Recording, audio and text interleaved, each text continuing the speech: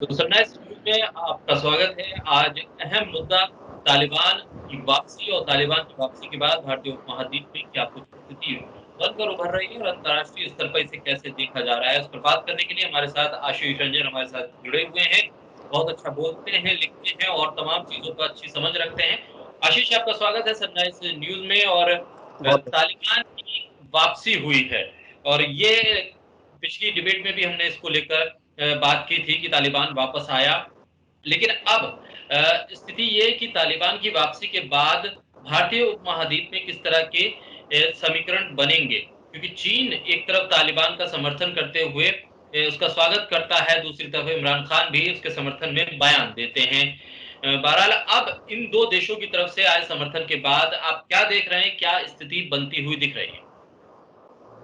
भारत को बहुत सोच समझकर यहाँ पर कदम बढ़ाने होंगे। जिस तरीके से इमरान खान का बयान अभी आपने जिक्र किया और उससे पहले चीन का बयान आया है, दोनों ने तालिबान का समर्थन किया है और एक ऐसे वक्त में तालिबान का समर्थन किया है जब कश्मीर एक दोनों देशों के बीच एक अहम मसला बना हुआ है और पिछले 7 सालों से जो कुछ भी कश्मीर में हो रहा है अशांति की स्थिति है। और इस बीच में कश्मीर में तमाम ऐसी चीजें हुई हैं, धारा 370 हटाई गई है, तो कुछ जगहों पर असंतोष की भी स्थिति देखने को मिली है। और वैसे वक्त में जब एक तालिबान सत्ता पर काबिज हो रहा है और अलगाववादी ताकतों का समर्थन रहा है हमेशा से तालिबानियों का, और अब चीन और पाकिस्तान दोनों यहाँ पर उसका पलड़ा आप देखें। हालांकि ये कूटनीतिक तौर पर आप माने इसे, तो कहीं ना कहीं जो बयान दोनों देशों का आया है वो निराशाजनक है और भारत के दृष्टिकोण से ये सही नहीं कहा जा सकता। जिस तरीके से दोनों देशों का बयान, दोनों देश इसी स्थिति में थे, इसी इसी आप ये कह सकते मौके की तलाश में थे कि किस तरह के तरीके से चीजें वहां पर बदलती है। और जैसे ही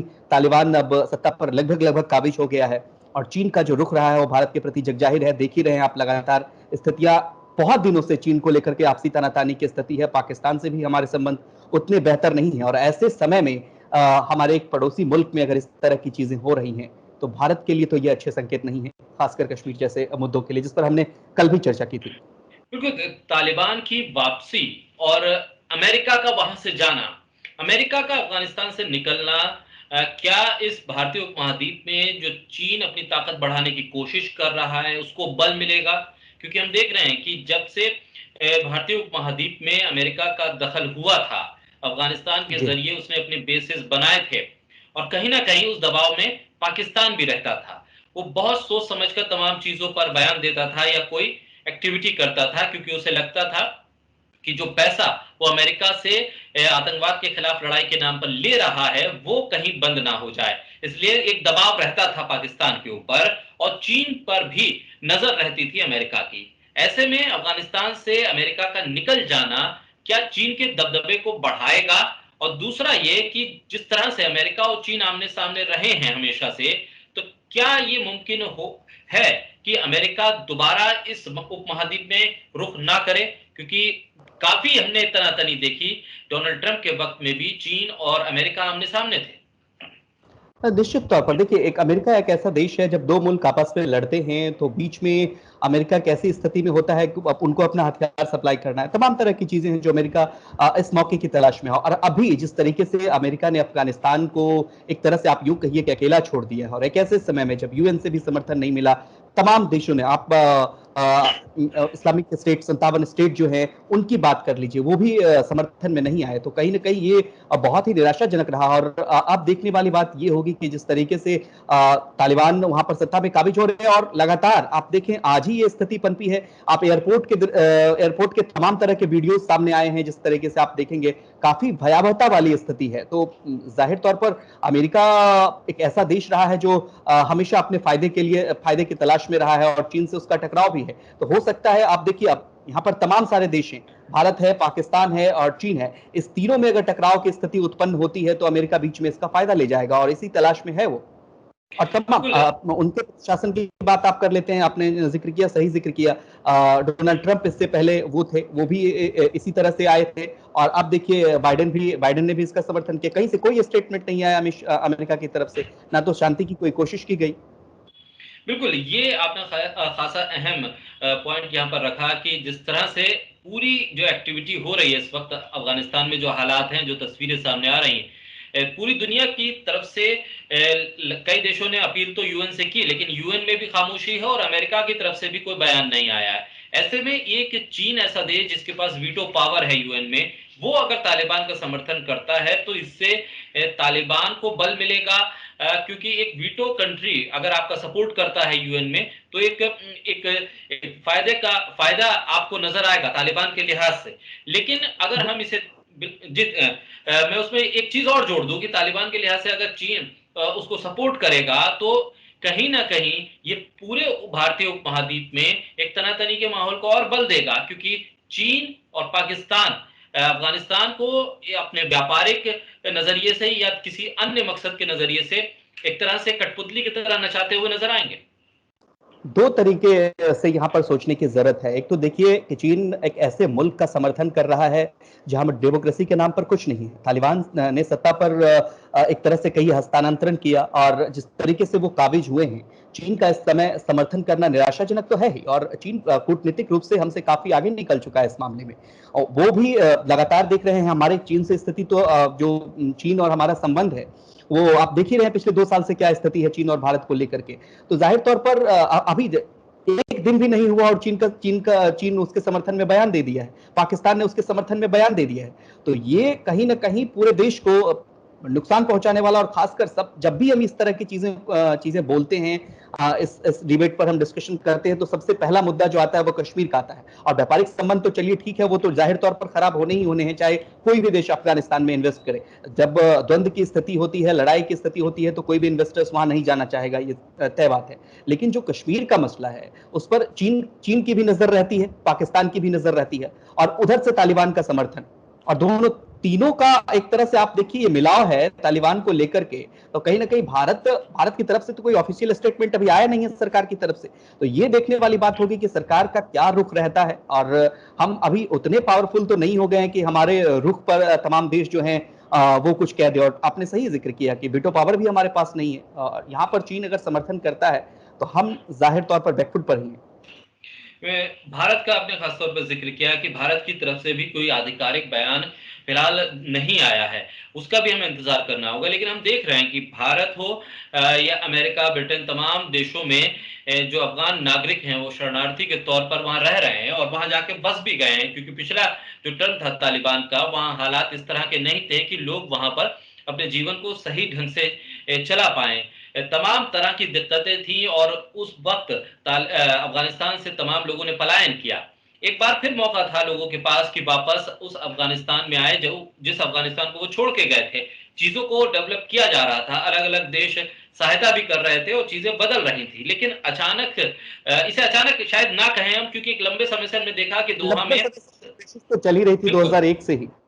बिल्कुल, दोहा में अमेरिका और तालिबान आमने टेबल पे बैठे हुए थे और बातचीत कर रहे थे, और उसमें ईरान भी शामिल हुआ कब बीच बीच में, उसमें पाकिस्तान भी शामिल हुआ, और कहीं ना कहीं समझौते की जो एक रूपरेखा थी वो बहुत पहले से तैयार की जा रही थी, और फिर वो वक्त आया जो तस्वीरें हमारे सामने हैं। ऐसे में अब जो स्थिति है अफगान नागरिकों को लेकर खासतौर पर उनके सामने, क्योंकि वो कोशिश में थे कि अब वो उन तमाम देशों से निकलकर वापस अफगानिस्तान की तरफ लौटे, लेकिन एक बार फिर उनको धक्का लगा है कि क्रिकेटर राशिद खान का भी जो ट्वीट आया था जिसको उन्होंने कहा था कि हमारी मदद करे दुनिया, और तमाम तरह की अपीलें हैं। लेकिन ऐसे में यूएन समेत तमाम देशों ने अफगानिस्तान को जिस तरह से अकेला छोड़ा है, तो ये दुनिया के लिए भी सबक है और तमाम देशों के लिए भी जाहिर तौर पर सबक है। और जिस तरीके से आज वीडियो आए हैं, तमाम तरह के फुटेज आए हैं, वहाँ पर महिलाओं के साथ अत्याचार की भी खबरें हैं। हाल टोलो न्यूज़ के हवाले से तमाम तरह के वेबसाइट पे ये खबरें चल रही है। आप इस चीज़ को देखिए, हम एक ऐसे समय में रह रहे हैं जब हम प्रगतिशीलता की बात करते हैं तमाम देशों, और एक ऐसे समय में तालिबान का उभार कहीं से भी वैश्विक दृष्टिकोण से भी आप देखें तो ये कहीं से भी जायज नहीं ठहराया जा सकता। आप वो लोगों की हत्याएं कर रहे हैं। मैंने कल भी इस बात का जिक्र किया कि पेशावर में कौन लोग मारे गए आपस में। अगर आप देखें तो यहाँ तो धर्म का भी मसला नहीं है। जो लोग इसका समर्थन कर रहे हैं धर्म के नाम पर, मुझे लगता है कि वो जाहिलियत से भरा फैसला है। आप देखिए, उन्होंने तालिबानियों ने पाकिस्तान के पेशावर में 156 बच्चे की हत्या कर दी। वो बच्चे कौन थे? मलाला यूसुफजई कौन थी? तो इस तरह अगर कोई मतलब संगठन सत्ता में आता है जिसका ट्रैक रिकॉर्ड इतना खराब रहा है, जो प्रगतिशीलता के नाम पर, हालांकि ठीक है तमाम तरह के बयान भी आ रहे हैं कि हम अब महिलाओं को स्कूल जाने, लड़कियों को स्कूल जाने देंगे, हम तमाम प्रगतिशीलता की बात करेंगे। लेकिन फिलहाल जो स्थिति है और पहले दिन से जो स्थिति निकलकर सामने आई है, वो निश्चित तौर पर कहीं से भी इसको सही नहीं ठहराया जा सकता। वहां के नागरिकों के लिए काफी दुविधाजनक स्थिति। आपने आज के वीडियो का जिक्र मैं करना चाहूंगा, देखा होगा कि इस तरह से लोग प्लेन में लटक कर भागना चाह रहे थे। सबसे मुश्किल वक्त होता है लोगों के लिए अपने मुल्क को छोड़ना।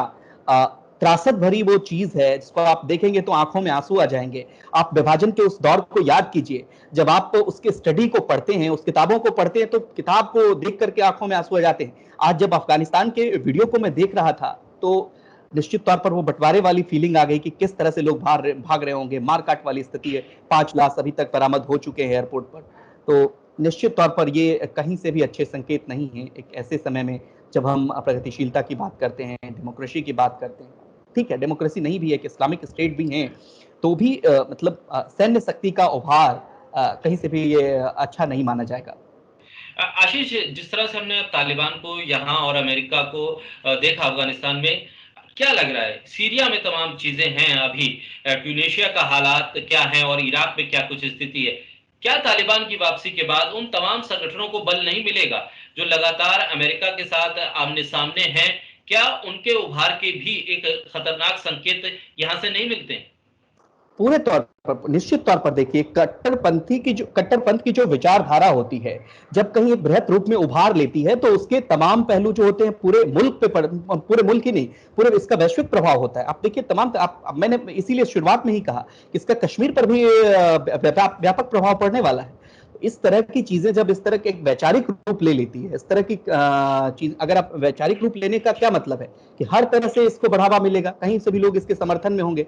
और समर्थन जब एक बड़े पैमाने पर इस तरह की चीजों का होगा तो जाहिर तौर पर खून खराबा होगा, और वही आज तालिबानी कर रहे हैं। तो निश्चित तौर पर जो सीरिया की स्थिति है, इराक की स्थिति है, और ये स्थिति अगर आपके बगल के मुल्क में हो रहा है तो हमें भी सचेत रहने की जरूरत है। क्योंकि आप देखेंगे कश्मीर में भी वो कट्टरपंथ की विचारधारा है, कश्मीर के भी लोग कई सारे मानते हैं। और ये बोलने में कोई गुरेज नहीं है कि कुछ पाकिस्तान परस्त लोग भी हैं जो इस तरह की चीजों को बढ़ावा दे रहे हैं। कश्मीर में घाटी के लोग हैं, भले उनका विश्वास हमने नहीं जीता हो, लेकिन उस तरह की चीजों को और ज्यादा बढ़ावा मिलेगा, कट्टरपंथ को बढ़ावा मिलेगा। और जो लोग इस चीज की सलाह मैं आपके चैनल के माध्यम से देना चाहूंगा, जो लोग इस तरह की चीजों को बढ़ावा दे रहे हैं वो आज ध्यान रख लें कि ये यही लोग हैं जिनका धर्म से कोई वास्ता नहीं है, अपने अपने को काट रहे हैं। धर्म का यहाँ पर इस्लाम कहीं नहीं सिखाता कि मार करके फेंक दो, काट के फेंक दो, ऐसा नहीं सिखाता।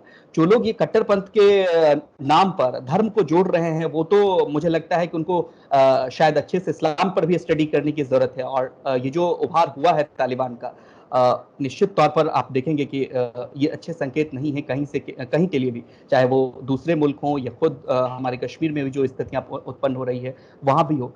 जो लोग भी इसका समर्थन कर रहे हैं उन्हें भारत के डेमोक्रेसी को समझना चाहिए, यहाँ की विविधताओं को समझना चाहिए।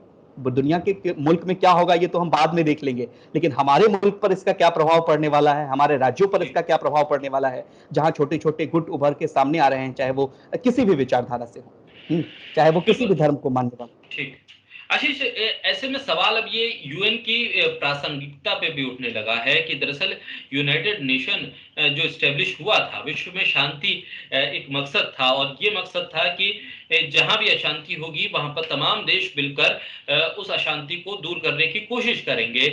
हमें ये लगा कि तालिबान के उभार के बाद अमेरिका की जो वापसी हुई है, यूएन एक तरह से खामोश है, और लग ये रहा है कि जो अमेरिका चाहता है यूएन वो ही करता है।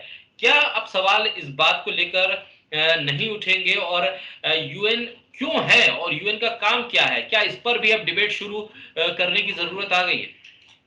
निश्चित तौर पर, और निराशाजनक है। आप देखिए कि यूएन पूरी तरीके से पूरे मामले में खामोश रहा है। ये चीजें एक दिन में नहीं उत्पन्न हुई हैं, तमाम तरह की एक ऐसे समय में जब अमेरिका ने वहां से सेना बुला ली और शांति की कोई कोशिश नहीं की गई यूएन की तरफ से, ये तनिक बड़ी बात है। एक ऐसा संगठन जो सत्ता में काबिज हो रहा है, जिसके ट्रैक रिकॉर्ड का हमने जिक्र किया, और जो सीधा सीधा उस तरह से उस पे आ रहा है, तो जाहिर तौर पर यूएन की स्थिति जो है और उसका मतलब विश्वसनीयता जिसका आपने जिक्र किया, उस पर सवाल उठेंगे और उठ रहे हैं लगातार। बिल्कुल। और जिस तरह के अब हालात हैं, आने वाले वक्त में जो हम देख रहे हैं, भारतीय जो लोग वहां पर फंसे हैं उनको भी वहां से रेस्क्यू किया जा रहा है। तमाम देश अपने अपने राजनयिकों को, अपने अपने देश के नागरिकों को वापस बुलाने की कोशिश जी। कर रहे हैं। लेकिन जिस तरह से अफगान नागरिकों को तालिबान ने कैद करने की कोशिश की है, और ये एक तरह से वहां से बाहर ना निकले अफगान नागरिक, इसकी पूरी कोशिश तालिबान कर रहा है। ऐसे में सुनिश्चित कैसे करेगी विश्व बिरादरी कि जो तालिबान के आने के बाद तमाम जो अफगानी नागरिक वहां हैं, अफगानिस्तान में हैं, और जो बाहर आना चाहते हैं, क्योंकि 60 से ज्यादा देशों ने अपील ये भी की तालिबान से कि जो लोग वापस अफगानिस्तान छोड़ना चाहते हैं उनको जाने दिया जाए। क्या अपील का असर हो पाएगा? और नहीं होता है तो फिर ऑप्शन क्या रहते हैं? क्योंकि हम ये देख रहे हैं कि तालिबान जिस तरीके से आगे बढ़ रहा है, खतरा पाकिस्तान के लिए भी है। और पाकिस्तान हमारे तालिबान और हिंदुस्तान के बीच अगर कोई बफर स्टेट है तो वो पाकिस्तान है, और पाकिस्तान अगर तालिबान की वजह से डिस्टर्ब होगा तो उसका असर सीधे तौर पर आएगा। निश्चित तौर पर ये बात आपने बहुत अच्छी उठाई और एक चीज यहाँ पर और जिक्र करना चाहूंगा। कहीं भी कोई भी सत्ता हो, सबसे पहले आपको विश्वास हासिल करना होता है वहां के आम नागरिकों का। और जब आप आम नागरिकों का विश्वास नहीं हासिल कर रहे हैं तो वो जो लोग हैं वो कैसे आपकी सत्ता में यकीन करेंगे? आप देख रहे हैं पहला दिन हुआ और मुल्क से इतने लोग छोड़ के भाग रहे हैं। वो बार बार जब भी हम इस टॉपिक पर जिक्र करते हैं तो वो उसकी भयावहता जो सामने आती है, वो उसके तमाम फुटेज जो सामने आ रहे हैं वो डराने वाले थे। आप देखिए कि वहां के नागरिक वहां की सरकार से डर रही है, इससे बड़ा क्या हो सकता है? एक नागरिक के तौर पर अगर आप डर रहे हैं अपने मुल्क में तो निश्चित तौर पर सरकार पर आपका भरोसा नहीं है। और वही आप तालिबान लगातार इस बात का जिक्र कर रहा था कि हम भरोसा जीतेंगे, हम कुछ नहीं करेंगे अफगान। फिर आखिर वो कौन सी बात हुई? क्या इंटरनली इस तरह की चीजें वहां पर हैपनिंग हो रही हैं कि नागरिकों पर जो है एक तरह से दबाव बनाया जा रहा है, एक तरह से उन पर सेंसरशिप कसी जा रही है, वो कुछ नहीं बोल सकते। अपने तमाम तरह के उनके चीजों को देखा होगा कि गाने नहीं सुन सकते, ये नहीं, उनका जो भी अपना रिकॉर्ड वो तो छोड़िए। लेकिन अभी की जो स्थिति है, अभी अगर उनको उन पर विश्वास नहीं है तालिबान पर, तो आगे विश्वास होगा इस बात की क्या गारंटी है? और नागरिकों को विश्वास नहीं है, ये तो इससे बड़ी बात तो कुछ हो ही नहीं सकती। बिल्कुल। आखिर में अब जिस तरह से आशीष अमेरिका की वापसी हुई, हम बार बार उसका जिक्र कर रहे हैं कि अमेरिका की वापसी हुई, अमेरिका की वापसी हुई। हमें ये समझना होगा कि क्या कोई समझौता इस तरह का भी हुआ था तालिबान के साथ कि अगर आप वापस आएंगे तो रोड मैप क्या है, सरकार किस तरह से गठित करेंगे? क्योंकि हम देख रहे हैं असंगठित तौर पर ये तालिबान काम कर रहा है। 5-5, 10-10 के गुट में अलग अलग जो ये हथियारबंद लोग हैं जाते हैं और अपनी मर्जी से तमाम चीजों को कर रहे हैं। कोई एक कमांड के नाम पर कुछ चेहरे तो हैं, लेकिन वो क्या कमांड निचले स्तर पर मानी जा रही है? 15-20 लोगों का गिरोह कोई भी काम करता है और फिर उसे रोकने वाला कोई नहीं। ऐसे में ये असंगठित जो एक आर्मी तालिबान ने अपनी खड़ी कर ली है, ये नुकसान पहुंचाएगी तालिबान को। और जो जिस तरह के वो बयान दे रहे हैं, उनके उन बयानों के विपरीत तमाम चीजें होंगी और सड़क पे हो भी रही हैं, उसको रोकने वाला कोई नहीं। क्या एश्योरेंस कोई नहीं नहीं रोकने वाला, लिया बिल्कुल गया? सही कहा। जी, बिल्कुल सही कहा आपने। और इस तरह से अमेरिका, आप सोचिए ना इस बात को कि अमेरिका जब सैनिक, एक ऐसे समय में अमेरिका ने अपने सैनिकों को खाली करवा दिया जब 15 के गुट लोगों को मार रहे थे, सड़कों पर लोगों को यातनाएं दी जा रही थी।